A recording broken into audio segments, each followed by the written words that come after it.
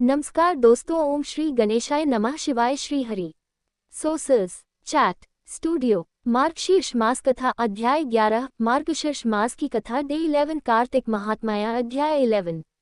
Source guide. Radhe Radhe, Hare Krishna. आप सभी का दिन शुभ हो। आज आप सुनेंगे मार्गशीर्ष मास का 11वां अध्याय। उससे पहले सुनते हैं हर दिन की तरह सीता नित्नेम की कहानी और मां अन्नपूर्णा की कथा। इस कहानी को सीता माता कहती थी और प्रभु श्री राम सुना करती थी। एक दिन श्री राम भगवान को किसी काम के लिए बाहर जाना पड़ा तो सीता माता कहने लगी कि भगवान, मेरा तो 12 वर्ष का नित्नेम है, अब आप बाहर जाएंगे तो मैं अपनी कहानी किसे सुनाऊंगी। तब श्री राम ने कहा कि सीता, आप कुएं की पाल पर जाकर बैठ जाना और वहां पर जो भी औरतें पानी भरने आएंगी उन्हें अपनी कहानी सुना दिया करना। सीता माता कुएं की पाल पर जाकर बैठ गई। तभी एक स्त्री आई। उसने रेशम की जरी की साड़ी पहन रखी थी और सोने का घड़ा ले रखा था। सीता माता उसे देखकर कहने लगी, बहन, मेरा 12 वर्ष का नित्नेम सुन लो। पर वह स्त्री बोली कि मैं तुम्हारा नित्नेम सुनूंगी तो मुझे तो घर जाने में देर हो जाएगी और मेरी सास मुझसे झगड़ा करेगी, इसलिए उसने कहानी नहीं सुनी और अपने घर चली गई। लेकिन उसके घर जाते ही उसकी रेशम जरी की साड़ी फट गई, सोने का घड़ा मिट्टी के घड़े में बदल गया। सासू ने देखा तो पूछा, अरे बहू, ये किसका दोष अपने सिर लेकर आ गई है। बहू बोली, माँ जी, कुएं पर एक औरत बैठी थी, उसने अपनी कहानी सुनने के लिए कहा लेकिन मैंने नहीं सुनी, शायद उसी का ये फल मुझे मिला है। बहू की बात सुनकर अगले दिन वही साड़ी और वही घड़ा लेकर सास कुएं की पाल पर गई। सास को वहीं पर सीता माता बैठी मिली तो माता सीता ने कहा, बहन, मेरी कहानी सुन लीजिए। सासू बोली, एक बार छोड़, मैं तो 4 बार कहानी सुन लूंगी। तब सीता माता बोली, राम आए, लक्ष्मण आए, देश के पुजारी आए, नित्नेम का नेम लाए, आओ राम बैठो, राम तपी रसोई जिमो, राम माखन मिश्री खाओ, राम दूध पताशा पियो, राम सूत के पल का मोठो, राम शाल दुशाला पोठो, राम शाल दुशाला ओढ़ो, राम जब बोलो राम ही राम, राम सवारे सबके काम खाली, घर भंडार भरेंगे, सबका बीड़ा पार करेंगे, श्री राम जय राम जय जय राम। सासू बोली, बहन, कहानी तो बहुत अच्छी लगी। फिर कहानी सुनकर सासू घर चली गई और उसकी साड़ी फिर से रेशम जरी की बन गई, मिट्टी का घड़ा भी फिर वापस से सोने के घड़े में बदल गया। बहू ने देखा तो कहने लगी, सासू माँ, आपने ये सब कैसे किया। सासू बोली, बहू, तू दोष लगाकर आई थी और मैं अब दोष उतार कर आ रही हूँ। बहू ने पूछा कि माँ जी, वह कुएं वाली स्त्री कौन है। सासू ने बताया कि वह तो सीता माता थी, वह पुराने से नया कर देती है, खाली घर में भंडार भर देती है, वह लक्ष्मी जी का वास घर में कर देती है और मनुष्य की जो भी इच्छा हो उसे पूर्ण कर देती है। बहू बोली, माँ जी, फिर तो ऐसी कहानी मुझे भी सुना दो। सास बोली कि ठीक है, तुम भी सुनो। फिर सास ने कहानी शुरू की, राम आए, लक्ष्मण आए, देश के पुजारी आए, नित्नेम का नेम लाए, आओ राम बैठो, राम तपी रसोई जिमो, राम माखन मिश्री खाओ, राम दूध बताशा पियो, राम सूत के पल का मोठो, राम शाल दुशाला पोठो, राम शाल दुशाला ओढ़ो, राम जब बोलो राम ही राम, राम सवारे सबके काम खाली, घर भंडार भरेंगे, सबका बेड़ा पार करेंगे, बोलो श्री राम जय जय राम। कहानी सुनकर बहू बोली, माँ जी, कहानी तो बहुत अच्छी है। सासू ने कहा, ठीक है, अब से हम इस कहानी को रोज किया करेंगे। अब सास बहू रोज सवेरे उठती, नहाती धोती और पूजा करने के बाद नित्नेम की सीता माता की कहानी कहती। एक दिन की बात है, उनके यहाँ पड़ोस की एक औरत आए और बोली कि बहन, जरा सी आंच तो देना। तो बहू बोली कि आंच तो अभी हमने जलाई ही नहीं। पड़ोसन बोली, तो फिर तुम सुबह 4 बजे से उठकर क्या कर रही हो। तो उन्होंने कहा कि हम तो सुबह सुबह उठकर पूजा करते हैं। फिर सीता माता की नित्नेम की कहानी कहते हैं। पड़ोसन ने उनकी बात सुनकर फिर कहा कि सीता माता की कहानी कहने से तुम्हें क्या मिला। तब वे दोनों बोली कि सीता माता की कहानी कहने से घर में भंडार भर जाते हैं, सारे काम पूर्ण हो जाते हैं, मन की इच्छा भी पूरी होती है। पड़ोसन ने कहा, बहन, अगर ऐसा है तब तो फिर मुझे भी कहानी सुना दो। तब बहू बोली कि ठीक है, तुम भी यह कहानी सुन लो। राम आए, लक्ष्मण आए, देश के पुजारी आए, नित्नेम का नेम लाया, आओ राम बैठो, राम तपी रसोई जिमो, राम माखन मिश्री खाओ, राम दूध बताशा पियो, राम सूत के पल का मोठो, राम शाल दुशाला पोठो, राम शाल दुशाला ओढ़ो, राम जब बोलो राम ही राम, राम सवारे सबके काम खाली,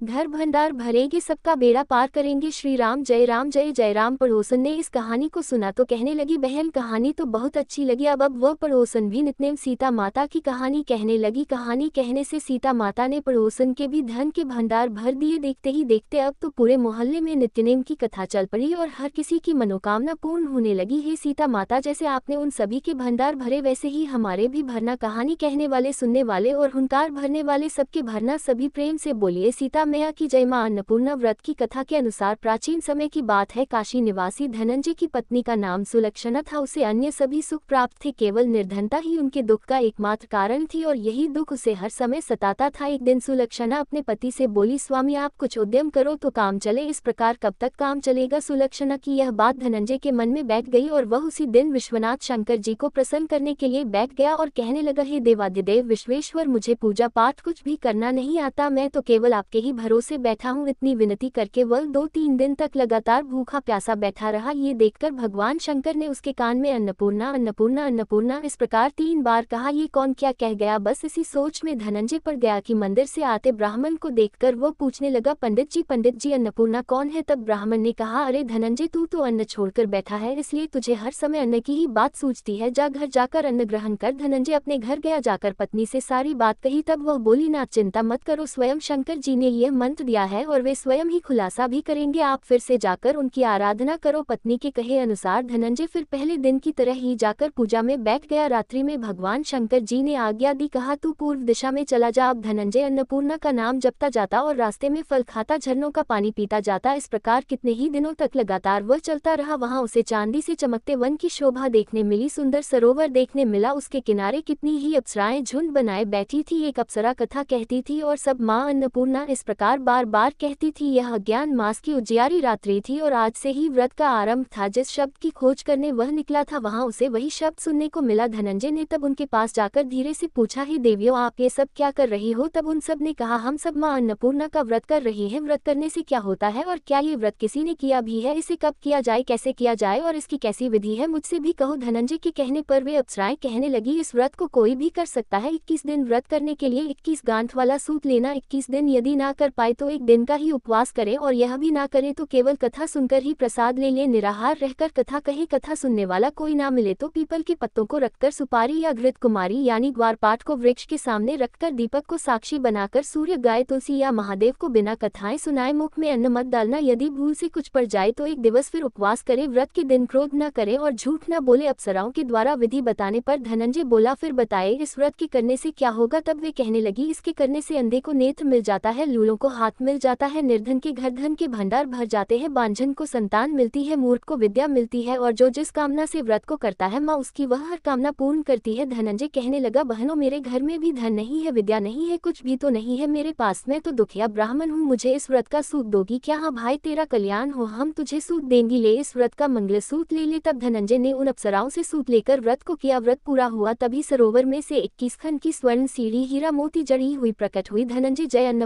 अन्नपूर्णा कहता जाता था। इस प्रकार जाने कितनी ही सीढ़ियां वह उतरता गया। तब अंदर जाकर उसने क्या देखा कि करोड़ों सूर्यों से प्रकाशमान मां अन्नपूर्णा का मंदिर है। उसके सामने स्वर्ण सिंहासन पर मां अन्नपूर्णा विराजमान है। सामने भिक्षा हेतु शंकर भगवान खड़े हैं। देवांगनाएं चवर डुला रही हैं, कितने ही हथियार बांधे पहरा दे रही हैं। धनंजय दौड़कर मां जगदम्बा के चरणों में गिर पड़ा। देवी उसके मन का दुख जान गई। धनंजय हाथ जोड़कर कहने लगा, माता, आप तो अंतर्यामिनी है, आपको मैं अपनी दशा भला क्या बताऊं, आप तो सब कुछ जानती है। तब माता बोली, तुमने मेरा व्रत किया है, जा संसार तुम्हारा सत्कार करेगा। माता ने धनंजय की जिह्वा पर बीज मंत्र लिख दिया। अब तो उसके रोम रोम में विद्या प्रकट हो गई। इतने में क्या देखता है कि वह काशी विश्वनाथ के मंदिर में खड़ा है। मां का वरदान लेकर धनंजय घर आया। अपनी पत्नी सुलक्षणा से सारी बात कही। माता जी की कृपा से उसके घर में धन संपत्ति उमड़ने लगी। छोटा सा घर बहुत बड़ा गिना जाने लगा। जैसे शहद के छत्ते में मक्खियां जमा हो जाती है, उसी प्रकार अनेक सगे संबंधी आकर उसकी पढ़ाई करने लगे। कहने लगे, इतना धन और इतना बड़ा घर, सुंदर संतान नहीं है तो फिर इस कमाई को कौन भोगेगा। सुलक्षणा से तो कोई संतान हुई नहीं, इसलिए तुम दूसरा विवाह कर लो। अनिच्छा होते हुए भी धनंजय को दूसरा विवाह करना पड़ा और सती सुलक्षणा को सौतन का दुख झेलना पड़ा। इस प्रकार धीरे धीरे दिन बीतते गए। फिर अगेन मास आया। नए बंधन से बंधे पति से सुदक्षिणा ने कहलवाया कि इस व्रत के प्रभाव से ही हम सुखी हुए हैं, इस कारण यह व्रत छोड़ना नहीं चाहिए। यह माता जी का प्रताप है जो हम इतने संपन्न और सुखी हुए हैं। सुलक्षणा की बात सुनकर धनंजय उसके यहाँ आया और व्रत में बैठ गया। नई बहू को इस व्रत के बारे में कुछ भी पता नहीं थी। वह तो धनंजय के वापस घर लौटने की राह देख रही थी। दिन बीतते गए और व्रत पूर्ण होने में केवल 3 दिन बाकी थे कि तभी नई बहू को खबर मिल गई। उसके मन में ईर्ष्या की ज्वाला दहक रही थी। वह सुलक्षणा के घर आ धमकी और उसने वहां भगदड़ मचा दी और वह मारी क्रोध के धनंजय को अपने साथ लिबा ले गई। नए घर में धनंजय को थोड़ी देर के लिए निद्रा न दबाया, वह गहरी नींद सो गया और ठीक उसी समय नई बहू ने उसका व्रत का सूत तोड़कर आग में फेंक दिया। अब तो माता जी का कोप जाग गया। इधर माता क्रोधित हुई और उधर उसके घर में अचानक आग लग गई। सब कुछ जलकर खाक हो गया। सुलक्षणा जान गई और पति को फिर अपने घर ले आई। नई बहू रूठ अपने पिता के घर जा बैठी। पति को परमेश्वर मानने वाली सुलक्षणा बोली, नाथ घबराना नहीं, माता जी जी की कृपा अलौकिक है, पुत्र को पुत्र हो जाता है पर माता कभी कुमाता नहीं होती, इसलिए आप श्रद्धा और भक्ति से आराधना शुरू करो, वे हमारा कल्याण जरूर करेगी। धनंजय फिर माता के पीछे पड़ गया। फिर वही सरोवर सीढ़ी प्रकट हुई और उसमें वह मां अन्नपूर्णा कहकर उतर गया। वहां जाकर माता के चरणों में करुण क्रंदन करने लगा, विलाप करने लगा। माता प्रसन्न होकर बोली, यह मेरी स्वर्ण की मूर्ति ले, उसकी पूजा करना, तू फिर सुखी हो जाएगा। जा, तुझे मेरा आशीर्वाद है। तेरी पत्नी सुलक्षणा ने श्रद्धा से मेरा व्रत किया है, उससे मैंने पुत्र का वरदान दिया है। धनंजय ने आंखें खोली तो खुद को काशी विश्वनाथ के मंदिर में खड़ा पाया। वहां से फिर उसी प्रकार वह घर को आया। इधर सुलक्षणा गर्भवती हुई और 9 महीने पूरे होते ही उसके यहाँ जहाँ पुत्र का जन्म हुआ, गांव में आश्चर्य की लहर दौड़ पड़ी। अब तो गांव में जिसकी कोई भी कामना होती वही मनौती मांगने लगता और इस तरह सभी लोगों की मनोकामनाएं पूर्ण होने लगी। इस तरह उसी गांव के निसंतान सेठ के पुत्र होने पर उसने माता अन्नपूर्णा का मंदिर बनवा दिया। उसमें माताजी धूमधाम से पधारी, यज्ञ हुआ और धनंजय को मंदिर के आचार्य का पद दे दिया गया। जीविका के लिए मंदिर की दक्षिणा और रहने के लिए बड़ा सुंदर सा भवन भी दिया गया। धनंजय पत्नी और पुत्र सहित वहां सुख से रहने लगा। माताजी के चढ़ावे में भरपूर आमदनी होने लगी। उधर नई बहू के पिता के घर डाका पड़ गया, सब कुछ लुट गया और वे भीख मांगकर अपना पेट भरने लगे। सुलक्षणा ने जब ये सुना तो उन्हें बुलावा भेजा और उनके आने पर उन्हें अलग घर में रख लिया और उनके अन्न वस्त्र का प्रबंध भी कर दिया। धनंजय, सुलक्षणा और उसका पुत्र माताजी की कृपा से आनंद से रहने लगे। माताजी ने जैसे उनके भंडार भरे वैसे सबके भंडार भरे। सभी प्रेम से बोले, अन्नपूर्णा माता की जय। अब सुनिए आज का अध्याय। अब गर्ग मुनि आगे बताते हुए कहते हैं कि नंद सुनो, माघ शुक्ल चतुर्दशी की शुभ वेला में इन बालकों का संस्कार करो। उस दिन गुरुवार है, रेवती नक्षत्र है, चंद्र और तारा शुद्ध है, मीन के चंद्रमा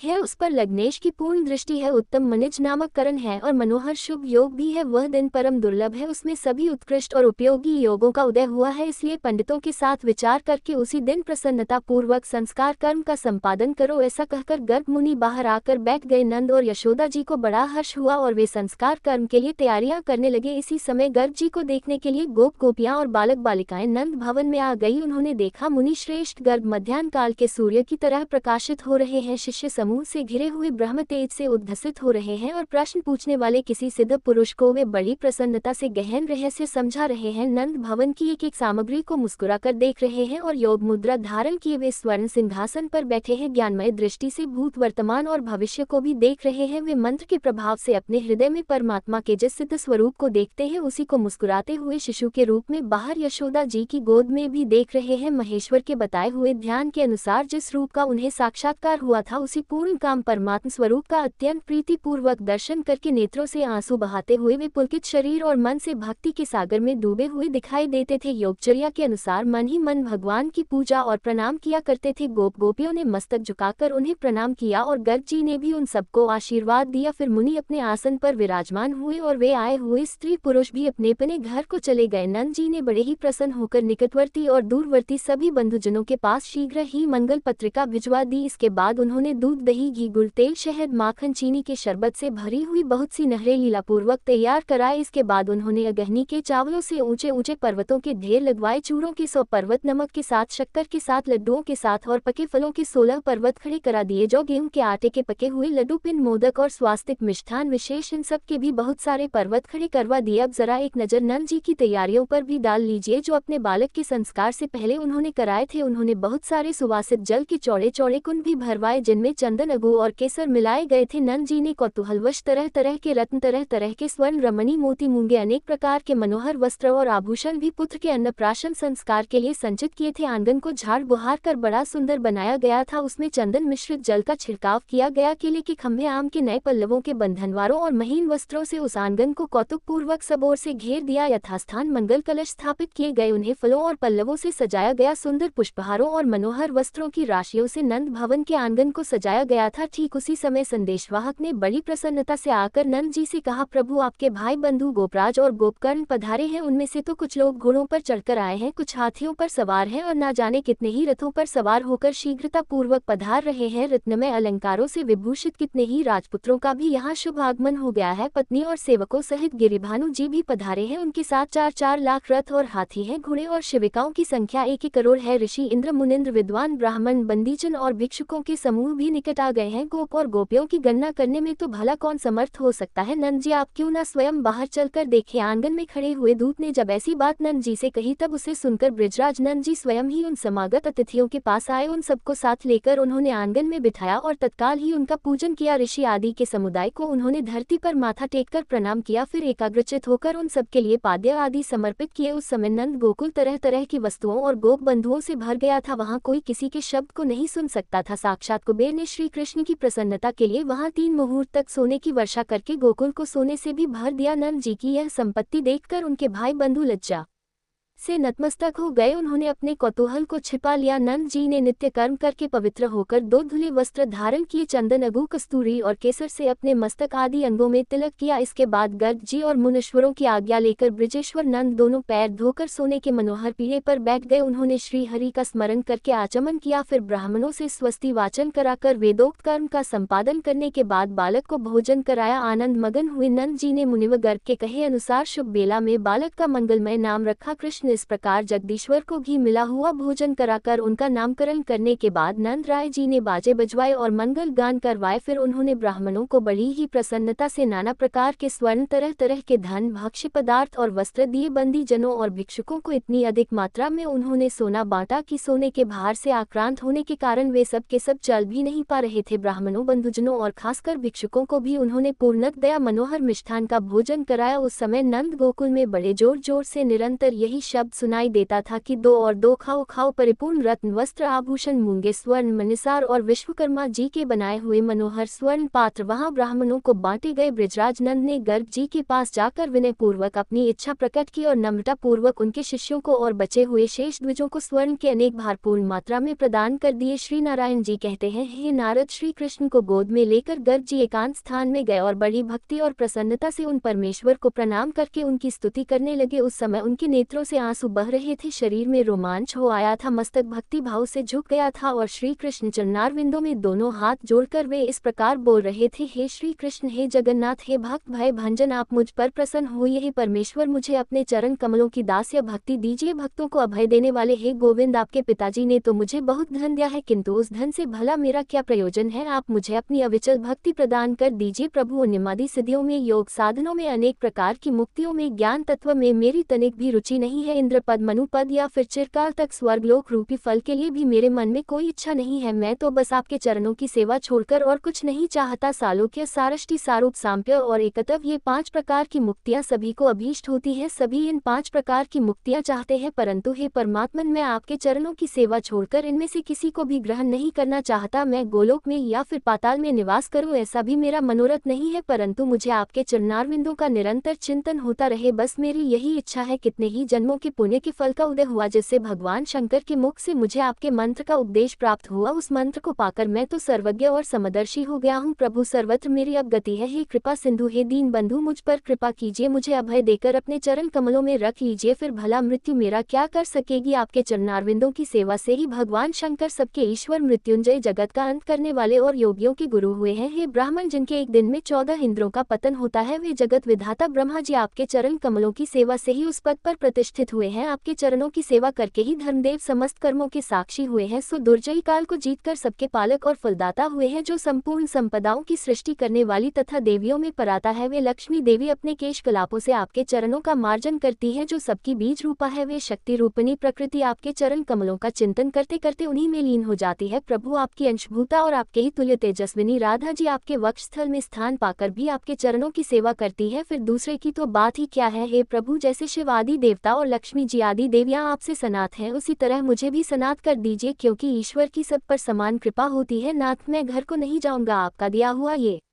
धन भी नहीं लूंगा, बस मुझ अनुरागी सेवक को अपने चरण कमलों की सेवा में रख लीजिए। इस प्रकार स्तुति करके गर्ग जी नेत्रों से आंसू बहाते हुए श्री कृष्ण के चरणों में गिर पड़े और जोर जोर से रोने लगे। उस समय भक्ति के उद्वेग से उनके शरीर में भारी रोमांच हो आया था। गर्ग जी की बात सुनकर भक्तवत्सल श्री कृष्ण हंस पड़े और बोले, मुझ में तुम्हारी अविचल भक्ति रहे। जो मनुष्य गर्ग जी द्वारा किए गए इस स्तोत्र का तीनों संध्याओं के समय पाठ करता है, वह श्री हरि की सुदृढ़ भक्ति, दास्या भाव और उनकी स्मृति का सौभाग्य तो अवश्य ही प्राप्त कर लेता है। इतना इतना ही नहीं, वह श्री कृष्ण भक्तों की सेवा में तत्पर होकर जन्म मृत्यु जरा रोग शोक और मोह आदि के संकट से भी पार हो जाता है। श्री कृष्ण के साथ रहकर सदा आनंद भोगता है और श्रीहरि से फिर कभी उसका वियोग नहीं होता। भगवान नारायण कहते हैं, नारद श्रीहरि की इस प्रकार स्तुति करके गर्ग मुनि ने उन्हें नंद जी को दे दिया और प्रशंसा पूर्वक कहा, गोपराज अब मैं घर को जाता हूँ, आज्ञा दो। हो कैसी विचित्र बात है कि संसार मोह जाल से जकड़ा हुआ है, जैसे समुद्र में फेन उठता और मिटता रहता है, ठीक उसी प्रकार इस भावसागर में मनुष्यों को संयोग और वियोग का अनुभव होता रहता है। गर्ग जी की यह बात सुनकर नंद जी उदास हो गए, क्योंकि साधु पुरुषों के लिए सत्पुरुषों का वियोग मरण से भी अधिक कष्टदायक होता है। संपूर्ण शिष्यों से घिरे हुए मुनिवर गर्ग जब जाने को तैयार हुए, तब रोते हुए नंद आदि सभी गोप गोपियों ने अत्यंत प्रीति पूर्वक अत्यंत विनीत भाव से उन्हें प्रणाम किया। उन सबको आशीर्वाद देकर मुनि श्रेष्ठ गर्ग जी सानंद मथुरा को पधार गए। ऋषि मुनि और प्रिय बंधु वर्ग सभी धन से संपन्न होकर अपने घर को चले गए। फिर सभी बंदीजन भी पूर्ण मनोरथ होकर अपने अपने घर को लौट गए। उन सबको मीठे पदार्थ, वस्त्र, उत्तम श्रेणी के अश्व और सोने के आभूषण प्राप्त हुए थे। गले तक भरपेट भोजन करके तृप्त हुए भिक्षुकगण बड़ी प्रसन्नता के साथ अपने घर को लौट गए। वे स्वर्ण और वस्त्रों के भारी भार से थककर चलने में भी असमर्थ हो गए थे। कोई धीरे धीरे चलते, कोई विश्राम करने के लिए धरती पर ही सो जाते और कुछ लोग तो मार्ग में उठते बैठते जाया करते। कोई वहां सानंद हंसते हुए टिक जाते थे। कपर्तकों और अन्य वस्तुओं के जो बहुत से शेष भाग बच गए थे, उन्हें कुछ लोग ले लेते थे। कुछ लोग खड़े होकर दूसरों को वे वस्तुएं दिखाते थे। कुछ लोग नृत्य करते थे और कितने ही लोग वहां गीत गाते थे। कोई नाना प्रकार की प्राचीन गाथाएं कहते थे। राजा मरुत, श्वेत सगर, मानधाता, उत्तानपाद, नहुष और नल आदि की जो गाथाएं हैं उन्हें सुनाते थे। श्री राम के अश्वमेध यज्ञ की और राजा रतिदेव के दान कर्म की भी गाथाएं गाते थे। कोई ठहर ठहर कर, कोई सो सोच कर यात्रा करते थे। इस प्रकार सभी लोग प्रसन्नता पूर्वक अपने अपने घरों को चले गए। हर्ष से भरे हुए नंद जी और यशोदा जी दोनों दंपत्ति अपने बालक कृष्ण को गोद में लेकर कुबेर भवन के समान रमणीय अपने भव्य भवन में रहने लगे। इस प्रकार अब वे दोनों बालक शुक्ल पक्ष के चंद्रमा की तरह घर में बढ़ने लगे। अब वे गौ की पूंछ और दीवार पकड़कर खड़े होने लगे। थोड़ा थोड़ा उन्होंने चलना सीख लिया था। हर दिन आधा शब्द या चौथाई शब्द बोल पाते थे। मुने आंगन में चलते हुए वे दोनों भाई अब माता पिता की खुशियां बढ़ाने लगे। कोई भी नन्हा बालक जब पहली बार तुतलाकर कोई शब्द बोलता है, शब्द बोलना सीखता है, या फिर पहली बार अपने नन्हे कदम बढ़ाना सीखता है, खड़ा होना चलना सीखता है, तो उसके माता पिता को जो खुशी होती होगी वही खुशी, वही अपार प्रसन्नता नंद जी और यशोदा जी को भी हो रही थी। अब नन्हे श्री कृष्ण दो एक पग चलने में समर्थ हो गए। डगमगाते हुए वह धीरे धीरे चलने की कोशिश करते घर में और आंगन में अब वे घुटनों के बल चलने फिरने लगे। संकर्षण की अवस्था बालक श्री कृष्ण से 1 साल अधिक थी। वे दोनों भाई अपने माता पिता का आनंदवर्धन करते हुए अर्थात उनकी खुशियां बढ़ाते हुए दिनों दिन बड़े होने लगे। माया से शिशु रूप धारी वे दोनों बालक गोकुल में विचरते हुए अच्छी तरह चलने में भी समर्थ हो गए। अब वे साफ साफ शब्द भी बोल लेते थे। मुने गर्ग जी मथुरा में वसुदेव जी के घर गए। उन्होंने पुरोहित जी को प्रणाम किया और अपने दोनों पुत्रों का कुशल समाचार पूछा। गर्ग जी ने उनका कुशल मंगल सुनाया और नामकरण संस्कार के उस भारी और महान उत्सव की भी चर्चा की। वह सब सुनने मात्र से वसुदेव जी आनंद के आंसुओं में डूब गए। देवकी जी भी बड़े प्रेम से बार बार अपने बच्चों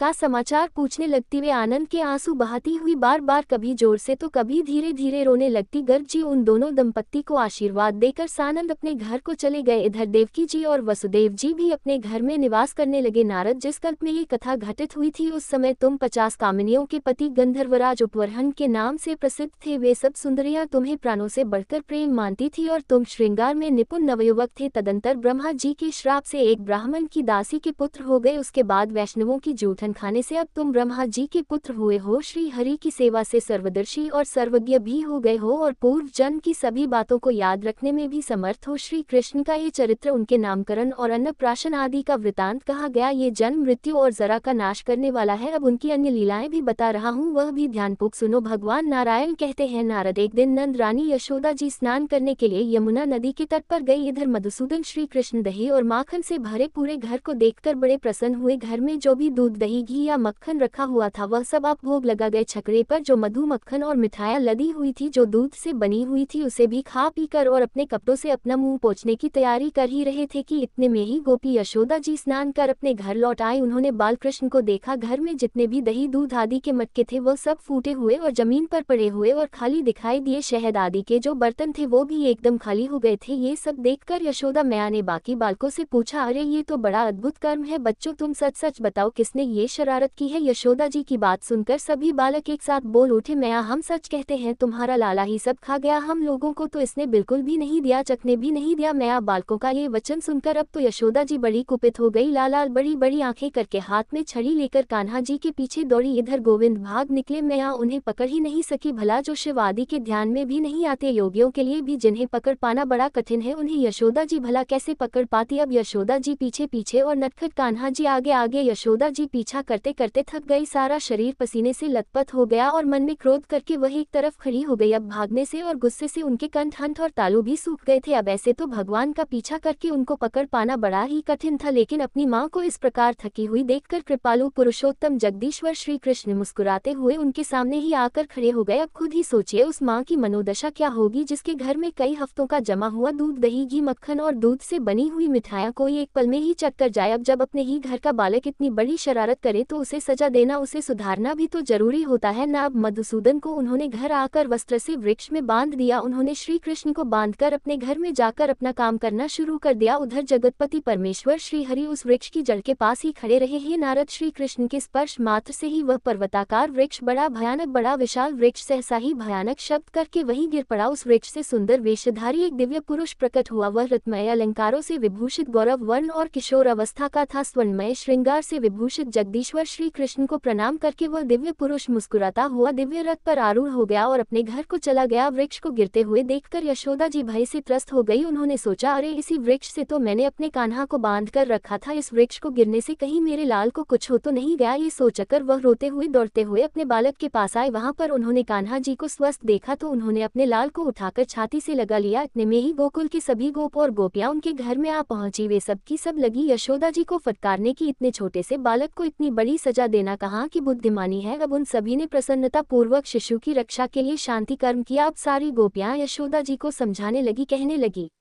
नंदरानी, इतनी वृद्धावस्था में तो तुम्हें बड़ी मुश्किल से यह पुत्र प्राप्त हुआ है। संसार में जो भी धन धान्य और रत्न आदि है वह सब पुत्र के लिए ही तो है, और आज हमने सचमुच ये जान लिया कि तुम्हारे भीतर सुबुद्धि नहीं है। अरे खाने पीने की जो वस्तुएं तुम्हारे पुत्र ने अगर नहीं खाई तो वह तो इस धरती पर निष्फल ही है। अरे ओ निष्ठ, तुमने दही दूध के लिए अपने इतने नन्हे लाला को वृक्ष की जड़ में बांध दिया और स्वयं घर के कामकाज में लग गई। दैववश वृक्ष गिर पड़ा, किंतु हम गोपियों के सौभाग्य से वृक्ष के गिरने पर भी उस बालक का बाल विवाह का नहीं हुआ, वह जीवित बच गया। अरे मुड़े, अगर बालक नष्ट हो जाता, उसे कुछ हो जाता तो इन दो दही माखन का भला क्या करती। श्री नंद जी ने भी यशोदा जी को ही उलहना दिया। ब्राह्मणों और बंदी जनों ने बालक को शुभ आशीर्वाद दिया। फिर सब ने मिलकर ब्राह्मणों से श्री कृष्ण का नाम कीर्तन करवाया। नारद जी ने पूछा, हे भगवान, ये सुंदर वेशधारी पुरुष कौन था जो गोकुल में वृक्ष होकर रहा करता था, किस कारण से उसे वृक्ष होना पड़ा। भगवान नारायण बोले, एक बार कुबेर पुत्र नलकूबर अप्सरांभा के साथ नंदन वन में चला गया, वहां उसने तरह तरह से विहार किए। उसी समय महर्षि देवल उधर से निकले, उनकी दृष्टि नीलकुबर और रंभा पर पड़ गई। इधर मुनि को देखकर भी नीलकुबर और रंभा ने उठकर उनका सम्मान नहीं किया। मुनिवर देवल उन दोनों की ऐसी दुर्वृत्ति देखकर कुपित हो गए और उन्हें श्राप देते हुए बोले, नीलकुबर, तुम गोकुल में जाकर वृक्ष रूप धारण करो, फिर श्री कृष्ण का स्पर्श पाकर तुम अपने भवन में वापस लौट आओगे। और रंभा, तुम भी मनुष्य योनि में जन्म लेकर राजा जन्मेजय की सौभाग्यशालिनी पत्नी बनो। अश्वमेध यज्ञ में इंद्र का स्पर्श पाकर तुम फिर स्वर्ग में चली जाओगी। वह नीलकुबर ही यह वृक्ष बना और रंभा ने भारत में राजा सुचंद्र की कन्या रूप से जन्म लेकर जन्मेजय की महारानी बनने का सौभाग्य प्राप्त किया। जन्मेजय के अश्वमेध यज्ञ में इंद्र ने महारानी को स्पर्श कर लिया, इससे उसने योगावलंबन करके देह को त्याग कर दिया और फिर वह स्वर्ग धाम को चली गई। महामुने, इस प्रकार मैंने अर्जुन वृक्ष के भंग होने और नीलकुबर और रंभा के श्राप से मुक्त होने का सारा वृतांत कह सुनाया। श्री कृष्ण का पुण्यदायक चरित्र जन्म, मृत्यु और जरा का नाश करने वाला है, उसका इस रूप में वर्णन किया गया। अब उनकी दूसरी लीलाओं का भी वर्णन करता हूँ, सुनो। अब भगवान श्री कृष्ण के वन में पहली बार गौवे चराने की कथा, श्री राधा जी का आगमन, फिर नंद जी से उनकी वार्ता और शिशु कृष्ण को लेकर राधा जी का एकांत वन में जाना, फिर ब्रह्मा जी का आगमन, उनके द्वारा श्री कृष्ण और राधा जी की स्तुति, वर प्राप्ति और उनका विवाह कराने का वर्णन है। भगवान नारायण कहते हैं, नारद, एक दिन नंद जी श्री कृष्ण को साथ लेकर वृंदावन में गए। वहां भांडी रोपवन में गौओं को चराने लगे। उस भूभाग में स्वच्छ और स्वादिष्ट जल से भरा हुआ एक सरोवर था। नंद जी ने गौओं को उसका जल पिलाया और स्वयं ही पिया। इसके बाद वे अपने बालक को गोद में लेकर एक वृक्ष की जड़ के पास बैठ गए। मुने, उसी समय माया से मानव शरीर धारण करने वाले श्री कृष्ण ने अपनी माया से अचानक पूरे आसमान को बादलों से ढक दिया। नंद जी ने देखा कि आकाश तो बादलों से ढक गया है और वन का भीतरी भाग और भी शामिल हो गया है, अंधकार हो गया है। वर्षा के साथ देखते ही देखते जोर जोर से हवा चलने लगी है, बड़े जोर की गड़गड़ाहट होने लगी, वज्र की दारुण गर्जना भी सुनाई देने लगी, अर्थात जोर जोर से बिजली कड़कने लगी, मूसलाधार पानी बरस रहा है, वृक्ष कांप रहे हैं और उनकी डालियां भी टूट टूट कर गिर रही है। ये सब देखकर नंद जी को बड़ा भय हुआ। वे सोचने लगे कि मैं गौ और बछड़ों को छोड़कर अपने घर को अब कैसे जाऊंगा, और अगर घर को नहीं जाऊंगा तो इस बालक का क्या होगा। नंद जी इस प्रकार सोच ही रहे थे कि उसी समय श्री कृष्ण जल की वर्षा के भय से रोने लगे। उन्होंने पिता के गले को जोर से पकड़ लिया। ठीक उसी समय राधा जी श्री कृष्ण के पास आए और वे अपनी गति से राजहंस और खंजन के गर्भ का भंजन कर रही थी। उनकी आकृति बड़ी मनोहर थी, उनका मुख शरद काल की पूर्णिमा के चंद्रमा की आभा को भी छीन लेता था, उनके नेत्र शरद काल के मध्याह्न में खिले हुए कमलों की शोभा को भी तिरस्कृत कर रहे थे। दोनों आंखों में तारा बरौनी और अंजन से विचित्र शोभा हो रही थी, उनकी नासिका पक्षीराज गरुड़ की चोंच की मनोहर सुषमा को भी लज्जित कर रही थी। श्री राधा रानी की छवि अत्यंत मनमोहक थी, टेढ़ी भी कामदेव के अस्त्रों की सारभूता जान पड़ती थी, जिनसे वे योगीराज के मन को भी मोह लेने में समर्थ थी। वे अपने स्थल कमलों की कांति को चुराने वाले दो सुंदर चरण धारण करती थी। वे चरण रत्नमय आभूषणों से विभूषित थे, उनमें महावर लगा हुआ था। श्रेष्ठ मणियों की शोभा छीन लेने वाले लाक्षराग रंजित नखों से उनकी शोभा और भी बढ़ रही थी, रत्नमय अंगूठियों से उनकी उंगलियों की शोभा भी बढ़ रही थी। वे अग्निशुद्ध दिव्य और कोमल वस्त्र धारण किए हुए थी, उनकी अंकांत मनोहर चंपा के फूलों की प्रभा को भी चुरा रही थी। उनके एक हाथ में सहस्त्र दलों से युक्त उज्ज्वल क्रीड़ा कमल सुशोभित था और वे अपने श्रीमुख की शोभा देखने के लिए हाथ में रत्नमय दर्पण भी लिए हुए थी। उस निर्जन वन में उन्हें देखकर नंद जी को बड़ा विस्मय हुआ। वे करोड़ों चंद्रमालाओं की प्रभा से संपन्न होकर दसों दिशाओं को प्रकाशित कर रही थी। नंदराय जी ने उन्हें प्रणाम किया, उनके नेत्रों से आंसू झरने लगे और मस्तक भक्ति भाव से झुक गया। वे बोले, देवी गर्ग जी के मुख से आपके विषय में सुनकर मैं ये जानता हूँ कि आप श्रीहरि की लक्ष्मी जी से भी बढ़कर प्रेयसी हो, साथ ही मैं ये भी जान चुका हूँ कि यह श्याम सुंदर श्री कृष्ण महाविष्णु से भी श्रेष्ठ निर्गुण और अच्युत है। फिर भी मनुष्य होने के कारण मैं भगवान विष्णु की माया से मोहित हूँ। भद्रे, अपने इन प्राणनाथ को ग्रहण करो और जहाँ तुम्हारी मौज हो, जहाँ तुम्हारा मन हो, वहाँ चली जाओ। अपना मनोरथ पूर्ण कर लेने के बाद मेरा ये पुत्र मुझे लौटा देना। ऐसा कहकर नंद जी ने भय से रोते हुए बालक को राधा जी के हाथ में दे दिया। राधा जी ने बालक को ले लिया और मुख से मधुर हास प्रकट किया। वे नंद से बोली, बाबा, ये रहस्य किसी दूसरे पर प्रकट ना हो, इसके लिए यत्नशील रहना। बाबा, अनेक जन्मों के पुण्य फल का उदय होने से तुमने आज मेरा दर्शन प्राप्त किया है। गर्ग जी के वचन से आप इस विषय के ज्ञाता हो गए हो और हमारे अवतार का सारा कारण भी जानते हो। हम दोनों के गोपनीय चरित्र को कहीं कहना नहीं चाहिए। अभी आप गोकुल में जाओ, ब्रजेश्वर, आपके मन में जो भी अभीष्ट है वह मुझसे मांग लो। उस देव दुर्लभ वर को भी मैं तुम्हें अनायास ही दे सकती हूँ। श्री राधिका का ये वचन सुनकर नंद जी कहने लगे, देवी, तुम प्रियतम सहित अपने चरणों की भक्ति मुझे प्रदान करो। दूसरी किसी वस्तु की इच्छा मेरे मन में है ही नहीं। जगदम्बे के ही परमेश्वरी, तुम दोनों के सन्निधान में रहने का सौभाग्य हम दोनों पति पत्नी को कृपा पूर्वक दे दो। नंद जी का ये वचन सुनकर परमेश्वरी श्री राधा बोली, हे ब्रजेश्वर, मैं भविष्य में आपको अनुपम दास्या भाव प्रदान करूंगी। इस समय हमारी भक्ति आपको प्राप्त हो। हम दोनों के चरण कमलों में आप दोनों की भक्ति दिन रात बनी रहे। आप दोनों के प्रसन्न हृदय में हमारी परम दुर्लभ स्मृति निरंतर होती रहे। मेरे वरदान के प्रभाव से माया आप दोनों पर अपना आवरण नहीं डाल सकेगी और अंत में मानव शरीर का त्याग करके आप दोनों ही गोलोक में पधारोगे। ऐसा कहकर श्री कृष्ण को दोनों बाहों से सानंद गोद में लेकर श्री राधा अपने रुचि के अनुसार वहां से दूर ले गई। श्री कृष्ण का स्पर्श होते ही उनका सर्वांग पुलकित हो उठा और उन्होंने रासमंडल का स्मरण किया। इसी बीच में राधा जी ने माया द्वारा निर्मित उत्तम रत्नमय मंडप देखा, जो कि सैकड़ों रत्नमय कलशों से सुशोभित था। तरह तरह के विचित्र चित्र उस मंडप की शोभा बढ़ा रही थी। विचित्र काननों से वह सुशोभित था। सिंदूर की सी कांत वाली मणियों द्वारा निर्मित सहस्त्रों खंभे उस मंडप की श्री वृद्धि कर रहे थे। उसके भीतर चंदन, अगू, कस्तूरी और केसर के द्रव्य से युक्त मालती मालाओं के समूहों से पुष्प श्रेया तैयार की गई थी। वहां नाना प्रकार की भोग सामग्री इकट्ठा थी। दीवारों में दिव्य दर्पण लगे हुए थे। श्रेष्ठ मणियों, मुक्ताओं और माणिक्यों की मालाओं के जाल से उस मंडप को बड़ी सुंदरता से सजाया गया था। उसमें मनिंद्र सारचित किवाड़ लगे हुए थे। वह भवन बेल बूटों से विभूषित वस्त्रों और श्रेष्ठ पताका समूहों से सुसज्जित था। कुमकुम के समान रंग वाली मणियों द्वारा उसमें 7 सीढ़ियां बनाई गई थी। उस भवन के सामने एक बगीचा था जो रंग बिरंगे फूलों से सुशोभित था, जिन पर भौरे गुंजार कर रहे थे। देवी राधा उस मंडप को देखकर बड़ी प्रसन्नता के साथ उसके भीतर चली गई। वहां उन्होंने कपूर आदि से युक्त तांबुल और रत्नमय कलश में रखा हुआ स्वच्छ, शीतल और मनोहर जल देखा। नारद वहां सुधा और मधु से भरे हुए अनेक रत्नमय कलश शोभा पा रहे थे। उस भवन के भीतर पुष्पमयी शैया पर एक किशोर अवस्था वाले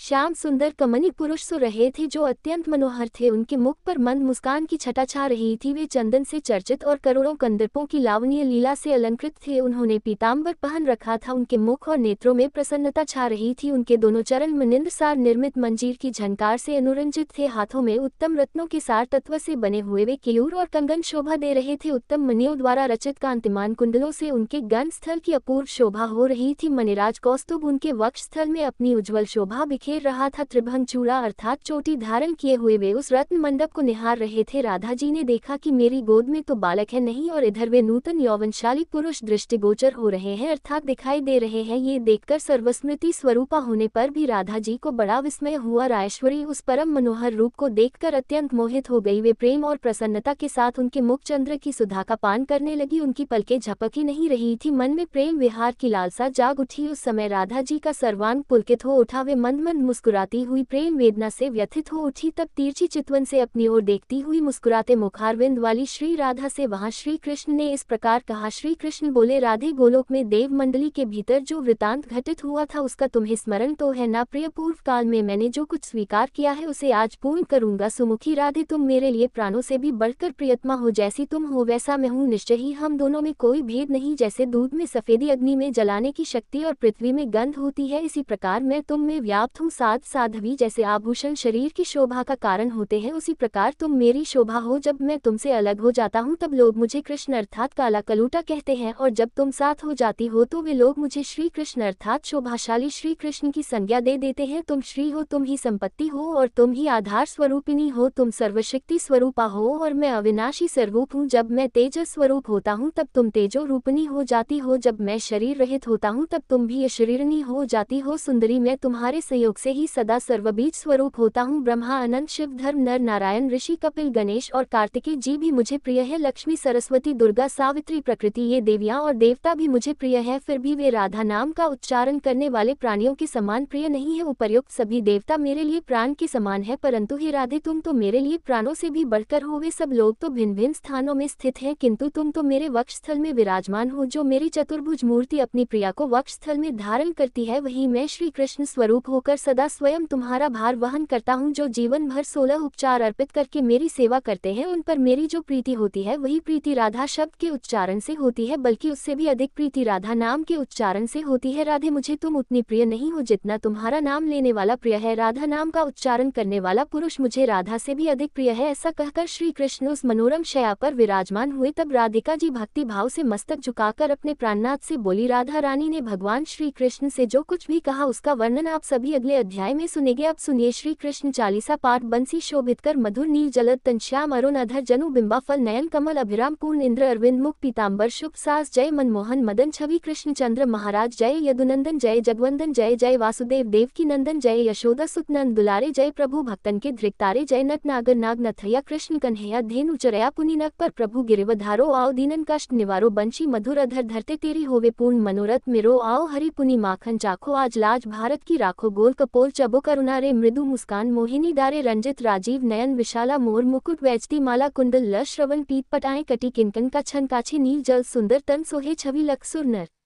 मुनि मन मोहे मस्तक तिलक अलग घुंघराले आओ कृष्ण बांसुरी वाले कर पे पान पूत नहीं तार्यो अका बका कागासुर मार्यो मधुवन वन जलत अग्नि जब ज्वाला भय शीतल लखितः नंदलाला सुरपति जब ब्रज जलो रसाय मसूर धारवारी वर्षाए लगत लगत ब्रज चहन बहायो गोवर्धन नख धारी बचायो लख यशोदा मन भ्रम अधिकाय मुखम मह 14 भुवन दिखाई दुष्टकन सती उधम मचा कोटि कमल जब फूल मंगायो नाथी काल यही तब तुम लीने चरण चिन्ह दे निर्भय की करी गोपिन संग रास विलासा सबकी पूर्ण करी अभिलाषा केतिक महाअसुर संग हारियो कंसल केश पकड़ दे मारियो मात पिता की बंदी छुड़ाए उग्रसेन कह राज दिलाई मह से मृतक 6 सुत लायो मातु देव की शोक मिटायो भौमासुर मूर दैत्य संगहारो लाइट 10 सहस कुमारो देवी नहीं तंचीर संहारा जरा सिंधु राक्षस कह मारा असुर बकासुर आदिक मारियो भक्तन के तब कष्ट निवारियो दीन सुदामा के दुख टारो तंदुल 3 मूठ मुख दारियो प्रेम के साग विदुर घर मांगे दुर्योधन के मेवा त्यागे लग प्रेम की महिमा भारी ऐसे श्याम दीन हितकारी भारत के पार्थ रथ रथ हा के लिए चक्र कर नहीं बलता के निज गीता के ज्ञान सुनाए भक्तन हृदय सुधा वर्षाए गाय मीरा थी ऐसी मतवाली विष पी गई बजाकर ताली राणा भेजा सांप पिटारी शालिग्राम बने बनवारी निजमाया तुम विधि दिखायो ओति संशय सकल मिटायो तब शत निंदा कर तत्काला जीवन मुक्त भयो शिशुपाला जब ही द्रौपदी टेर लगाई दीनानाथ लाजब जाय तुरंत ही वसन बने नंदलाला बड़े चीर भयरी मुँह काला अस्नाथ के नाथ कन्हैया डूबत भंवर बचावत नया सुंदर दास आस उधारी दया दृष्टि की जय बनवारी नाथ सकल मम कुमति निवारो क्षमहु बेगी अपराध हमारो खोलो पटब दर्शन दीजिए बोलो कृष्ण कन्हैया की जय बोलो कृष्ण कन्हैया की जय बोलो कृष्ण कन्हैया की जय। ये चालीसा कृष्ण का पाठ करे उधारी अष्ट सिद्धि नवनिधि फल लहे पदार्थ चारी बोलो श्री कृष्ण भगवान की जय।